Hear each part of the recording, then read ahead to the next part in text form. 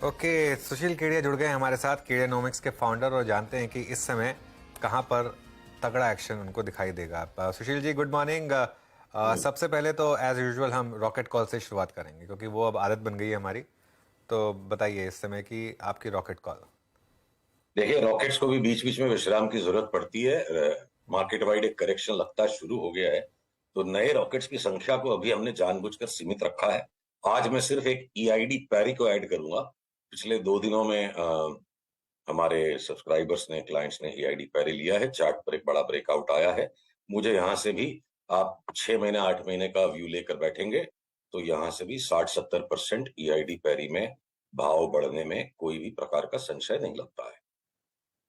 Okay, चलिए, तो indices पर अब जो 2 दिन की क्लोजिंग हो रही है, क्या वो एक इंडिकेशन दे रही है सुशील जी कि यहाँ से अब शायद वो जो एक इम्पेंडिंग करेक्शन जिसकी आप लगातार चर्चा भी कर रहे थे वो शायद आने की तैयारी हो रही है? देखिए, इंडिसेस और साथ ही हम एक ही तर्ज में इंडिसेस के कंस्टिट्यूएंट स्टॉक्स दोनों को एनालाइज कर लें तो अगर स्क्रीन पे मेरी ये चार्ट दिख पा रही है, पीसीआर अगर आपके से डिस्प्ले कर रहा है, निफ्टी की जो चार्ट है, तो जिस दिन ये हाईएस्ट भाव आए, देखिए कैसी क्लाइमेक्टिक एक ऊपर की लपक आई। अगले दिन ये बिल्कुल जैसे गैप डाउन हो गया। लगातार 4 दिन से फिर ये निफ्टी जो नीचे बंद आ रही है, तो एक रिवर्सल हो चुका है। मुझे अगला सपोर्ट निफ्टी का 19,385 पे दिखता है। और चूंकि जिस कदर ये तेजी बेतहाशा भागी है, तो नया रुख, अगर नया दौर बन भी गया कोई सब्सटेंशियल करेक्शन का, तो उसे में बहुत टुकड़े टुकड़े में और सावधानी से खेलना पड़ेगा। 19,385 अगर टूटा, 18,600 की हम बात सोचेंगे। और बैंक निफ्टी ने देखिए पिछले 1 साल में ना लगातार बार बार ये किया कि जब भी निफ्टी का टॉप होता है, बैंक निफ्टी फाइनली बड़े रिलक्टेंस के साथ निफ्टी के साथ शुरू में पार्टिसिपेट नहीं करती है। 4-5 दिन स्ट्रगल करने की कोशिश करती है, उसके बाद एक साथ चली जाती है। तो बैंक निफ्टी ने भी देखिए ग्रेवस्टोन दोजी का जो पैटर्न दिया पिछले बृहस्पतिवार को और शुक्रवार को, और ये जो कल उसका कॉन्फर्मेशन था, तो आज भी है जिसके ऊपर नहीं जा पा रही है। इंट्राडे में 200-300 पॉइंट्स के खेल चलेंगे। पर एक बार के लिए ये कह देना कि मान लेना कि इंडिसेस में तेजी थम गई है, तो बिल्कुल भी अतिशयोक्ति नहीं होगी और मंदी का व्यापार देख देख कर स्टॉप लॉस के साथ बनाना पड़ेगा। और इंडिविजुअल जितने भी कंपोनेंट्स हैं, बहुत ही कम एफ&ओ के स्टॉक्स बचे हैं जहां पे हमें क्वालिफाइड अच्छे अच्छे पैटर्न्स मिले तेजी बनाने के। बेचने में कोई भी इंडिविजुअल स्टॉक्स को भय नहीं लग रहा है। बहुत बड़ी संख्या में एफ&ओ के स्टॉक्स जिनमें सेल्स ट्रिगर हो गए। इंडिसेस में देखिए इंडिविजुअल स्टॉक के मूवमेंट के अलावा स्टॉक्स के कोवेरिएंसेस भी काम करते हैं। तो आप एक साथ कोवेरिएंसेस को कंप्रेस कर दो, इंडिविजुअल स्टॉक्स में बड़े बड़े करेक्शन आ जाएंगे, इंडेक्स में नहीं आएंगे। 10% इन्फोसिस एक झटके में गिर गया। एचडीएफसी बैंक धराशायी हो गया एक ही बार में। रिलायंस में इतना बड़ा गैप डाउन हो गया। एबीबी, सीमेंस, कमिंस एक झटके में चले गए 4-4, 5-5%, और फिर भी इंडेक्स को जो फर्क नहीं पड़ा। तो इंडेक्स का जो छल है वो अपनी जगह पर है, इंडेक्स का जो बल है वो अपनी जगह पर है। इंडिविजुअल स्टॉक्स में बेच बेच के कमाने के एफ&ओ में अब अवसर काफी ज्यादा है और लेके कमाने के अवसर बड़े कम है। सुशील जी, एक स्पेस जहां पे वीकनेस पहले से ही थी और अब अर्निंग्स भी सपोर्ट नहीं कर रही हैं, केमिकल बास्केट, एसआरएफ हो गया, यूपीएल हो गया, टाटा केमिकल हो गया, नवीन फ्लोरिन हो गया, दीपक नाइट्राइट, यहां पे आपका व्यू क्या कहता है? ये सारे के सारे चारों स्टॉक्स जो आपने कहे ना, इनकी अपनी अपनी अलग अलग धुरी है। तो मैं आपको टाटा केमिकल्स की चार्ट पहले दिखाऊं। मैं टाटा केमिकल्स को बेचूंगा नहीं। ये साइडवेज, मुझे लगता है टाटा केमिकल्स साइडवेज महीने 1.5 महीने और टाइम पास करने के बाद इवेंचुअली 1200 की तरफ पिछलेगा। ये कठिन दौर है, यहाँ पे आप जॉबिंग कर सकते हो, इन्वेस्टिंग करके कमा सकेगा, ना कोई स्पेकुलेशन करके कमा सकेगा। जब तक टाटा केमिकल्स 900 के नीचे नहीं जाता है, 1200 की आशा में बनाए रखूंगा, और जब जब ये 900 के आसपास आएगा तो मैं इसे लूंगा। बाकी आपकी अगर ये चार्ट आप एसआरएफ की देखो, एसआरएफ का फ्यूचर्स बिल्कुल अलग तर्ज पर है।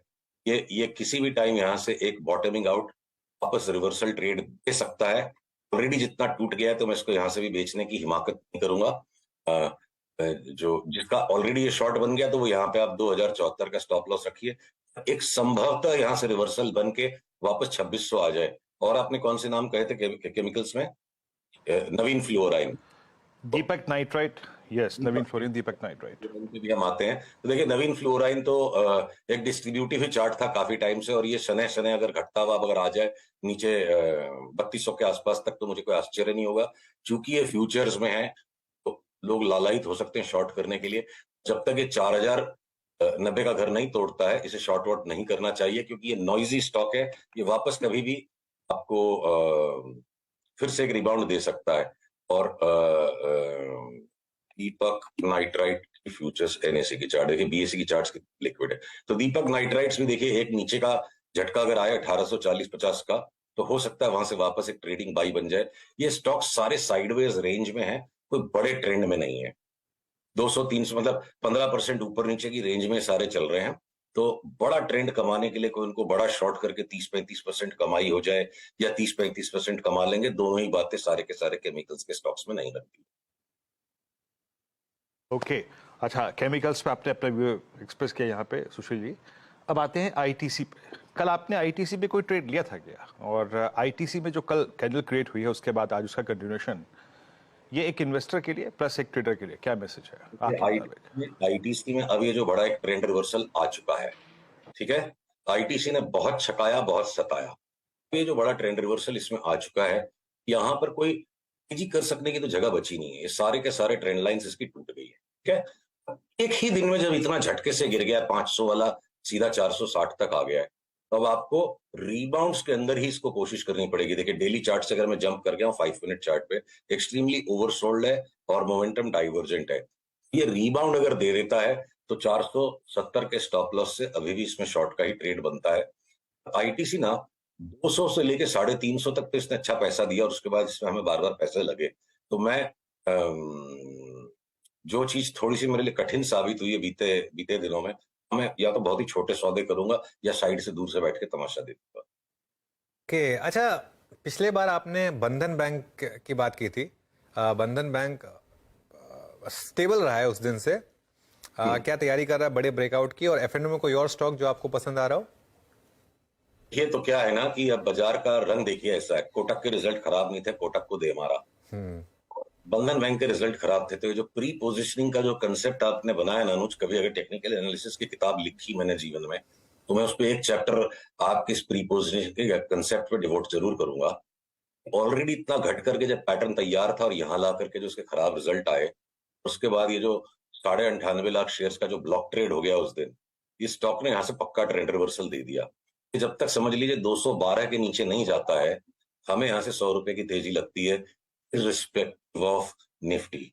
अब जो बिल्कुल अंडर परफॉर्मर स्टॉक्स रह गए, चाहे कॉर्पोरेट अंडर परफॉर्मेंस की वजह से, चाहे स्टॉक की वजह से, मैं आपको अगली चार्ट दिखाऊं जैसे इंडिया सीमेंट की, तो अगर ये स्टॉक बाकी लास्ट 1.5 महीने की तेजी में करेक्शन ही देता गया, ये चला भी बड़े लेट से, तो मुझे लगता है ये 450-500 रुपए जाने की जो साइकिल स्टॉक की स्टार्ट हो गई थी 165 से, अब उसके अंदर में एक अगला पड़ाव वापस शुरू हो रहा है कि 200 वाला 280 सब हो जाए। आज इसने एक नया ब्रेकआउट दे दिया। तो सिलेक्टिवली कुछ स्टॉक्स तो हमेशा ही एफएनओ में भी रहेंगे, जो बिल्कुल अंडर परफॉर्मर्स थे वो जो चल जाएंगे। तो इंडिया सीमेंट्स और बंधन बैंक दो ढंग के लॉन्ग लगते हैं, पर बहुत बड़ी संख्या में सामने एफएनओ में, चाहे आप टाटा स्टील बेच दो, हिंडाल्को बेच दो, आप वेदांता को शॉर्ट कर दो, मतलब मेटल शॉर्ट है, आईटी चल नहीं रहा है, केमिकल साइडवेज है, ये मारुति टेल्को सब बड़े करेक्शन की तैयारी कर चुके हैं। तो जितने भी जो सो कॉल्ड ग्लैमर स्टॉक्स जिनको लेने का मन करता है वो करेक्शन में चले गए, और जिन्हें आपका लेने का मन नहीं करता, इंडिया सीमेंट या बंधन बैंक, वो चलेंगे। तो बाजार की मर्जी है, वो जैसे चलेगा, ट्रेडर्स को उसके हिसाब से चलना पड़ेगा। आईटीसी की तो बात हो गई, लेकिन बाकी की जो एफएमसीजी पॉकेट है, लीवर हो गया या फिर एशियन पेंट्स हो गया, यूनाइटेड स्पिरिट्स, डाबर, यहाँ पर चार्ट्स क्या कह रहे हैं सुशील? एशियन पेंट्स की मलाई निकल चुकी है, और ये कल जिस तरह का इसने रिवर्सल दिया है ना, उसमें मतलब फ्राइडे को इतना बढ़िया का क्लोज देने के बाद भी सीधा एक साथ ये गैप डाउन रिवर्सल हो गया। तो मैं रूल आउट नहीं कर सकता कि एक और नया हाई नहीं बन सकता है, वो जगह रखनी पड़ेगी और सौदे को टुकड़े टुकड़े में बनाना पड़ेगा। अब ये देखिए इतनी जो तीव्र इसकी तीक्ष्ण जो अप ट्रेंड लाइन है, जिस दिन ये एशियन पेंट्स 3430 के नीचे गया, शॉर्ट सेल का कैंडिडेट हो जाएगा, और अगला मोड जो है ना इसमें, ये वापस 2500-2600 रुपए के लेवल तक ये एशियन पेंट्स, और उसके पीछे बर्जर की भी चार्ट वैसी है। जो हमारा सबसे स्ट्रॉन्गेस्ट हॉर्स था कंज्यूमर स्पेस में, तो टाटा कंज्यूमर भी अब देखो कैसे वॉबली हो गया बिल्कुल, कि अभी टाटा कंज्यूमर की भी जो है ना अप ट्रेंड लाइन जा चुकी है। अब ये यहाँ पे खाली साइडवेज करेक्शन देगा। लीवर तो ऐसे टूट गया जैसे हिंदुस्तान लीवर नहीं हो, ये कोई बहुत छोटी मोटी सी कंपनी हो।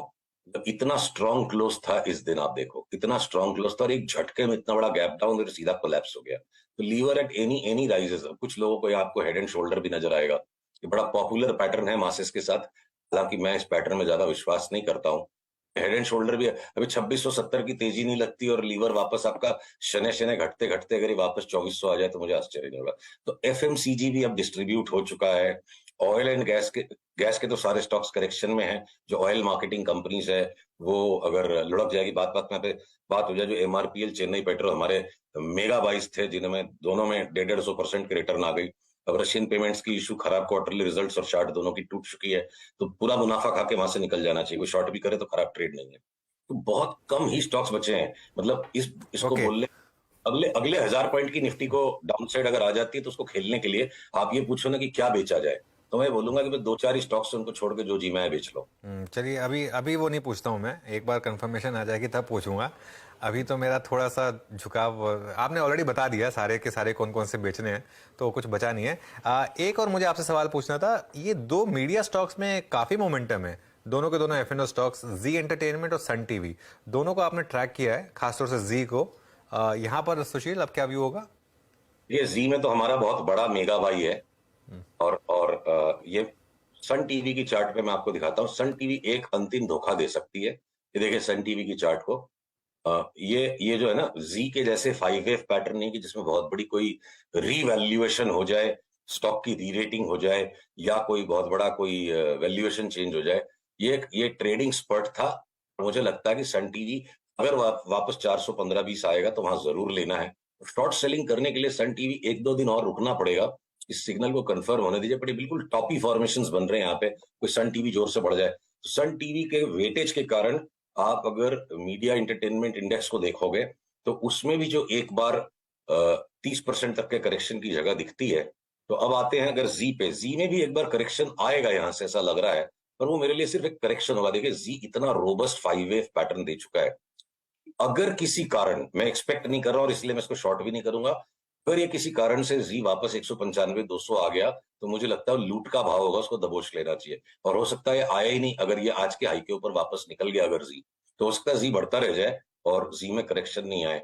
और तीसरा स्टॉक जो अगर आप देखोगे कि पीवीआर, जिसपे हम बहुत भयंकर तेजी के मन में थे कि ये जो ट्रायंगुलर पैटर्न बन गया है, यहाँ से 2700 की चाल निकल जाएगी, वो एक बार के लिए मैं रिवाइज करना चाहता हूँ। ये थोड़ा सा धोखेबाज किस्म का पैटर्न बना है, ये एबीसी बन गया। तो हो सकता है कि पीवीआर भी वापस 1300 मिल जाए तो बड़ी बात नहीं होगी। पर ये स्टॉक्स इतने ज्यादा वॉलेटाइल हैं कि हर एक रिटेल ट्रेडर को जो ज्यादा आपके टीवी चैनल को देखते हैं, बहुत छोटे सौदे करने चाहिए, ये बड़े सौदे करने लायक स्टॉक्स नहीं है। ओके, चलिए, तो ये इस समय हो गए आपके मीडिया सेक्टर में कुछ तेजी के शेयर्स। कोई और सेक्टर्स या स्टॉक्स, पिछली बार जैसा आपने काफ़ी इंटरेस्टिंग कैश मार्केट के नाम सजेस्ट करे थे, एक बार टीटीएमएल आपने बोला था, एक दो और स्टॉक्स आपने बोले थे, ऐसा ही कोई और इंटरेस्टिंग नाम सुशील जो दिमाग में हो? मेरी पैरी तो हो ही है और एक सबसे ज्यादा इंटरेस्ट आपको आता है बीएससी में, तो मैं, आप नहीं छेड़ते हो तो बात मैं छेड़ देता हूँ। मैं तो अभी भी इस भाव से और लूंगा, लेंगे जब ये पीली लकीर टूट जाएगी 745 के ऊपर जाने पे इसमें वापस मोमेंटम रिज्यूम हो जाएगा। इतना चलने के बाद बीएससी 7-8-9 दिन से थोड़ा सा माइल्ड करेक्शन देके सिर्फ एक फ्लैगिंग पैटर्न बना रहा है और 745 के ऊपर ये चला तो अगला पड़ाव 900, इवेंचुअली शने शने करते करते से 1200। और अनुज, एक बार जब बाजार थोड़ा सा भारी लग रहा है ना, तो दुनिया भर के एडवेंचरस नए स्टॉक्स ऐड करने का मन नहीं है।